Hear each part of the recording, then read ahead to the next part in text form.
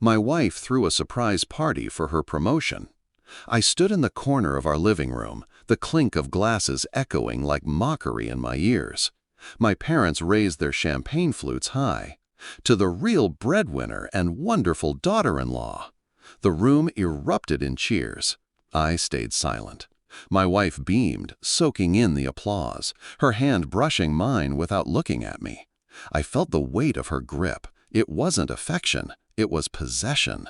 And then, later that night, when the guests had gone and I was left sweeping confetti from the floor, she tossed a folded shirt into my lap.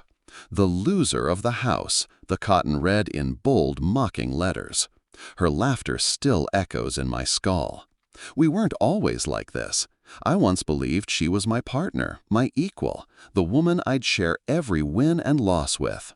I worked late nights, picked up freelance projects, all while telling myself it was temporary, that my time to rise would come. But she climbed higher, faster.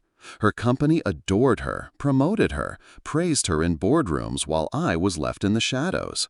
I celebrated her victories, thinking she'd celebrate mine when they came. Instead, she weaponized hers against me.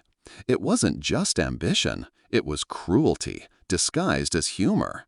Each joke sharper than the last, each smile more venomous. And then I discovered the truth. It was a text I wasn't meant to see. Her phone lit up on the counter while she showered.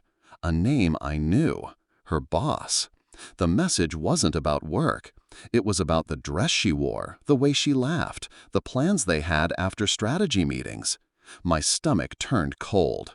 The jokes, the shirt, the public humiliation. Suddenly it all made sense. I wasn't just her husband.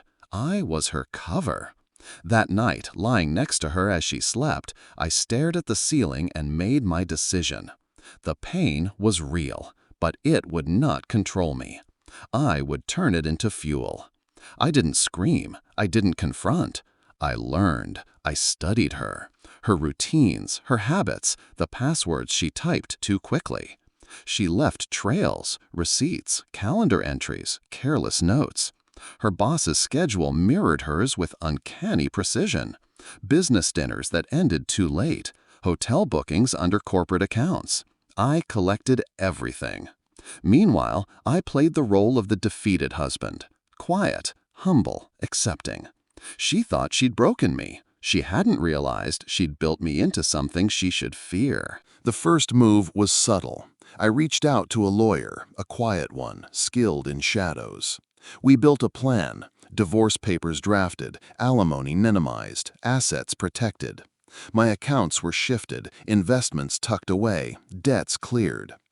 The second move was sharper.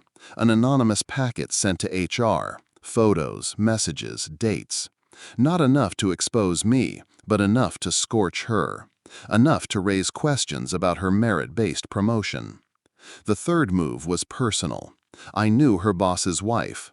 A quiet woman, always in the background, too polished to ever show cracks. I handed her the truth neatly packaged, every time-stamped betrayal tied with a ribbon of cruelty my wife had once wrapped around me. And then came the execution. The morning after her promotion party, she left early, still basking in applause. She kissed me at the door, lips careless, already dialing her boss. An hour later, her world began to collapse.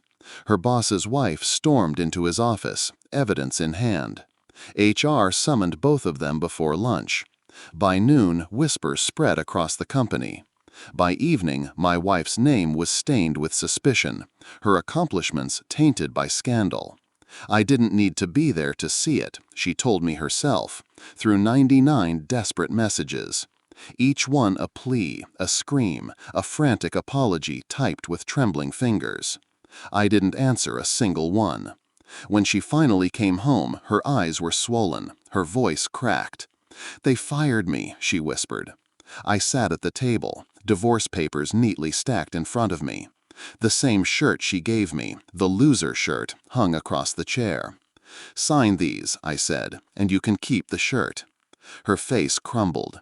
She reached for me, but I leaned back, studying her the way a surgeon studies a wound before closing it.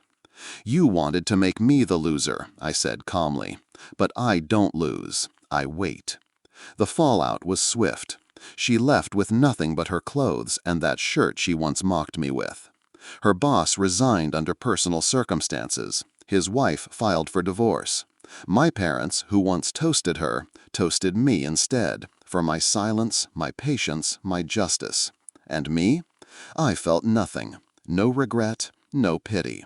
Just a quiet satisfaction as I watched her fall into the emptiness she carved for herself. Justice isn't loud. It doesn't scream or break dishes in the night.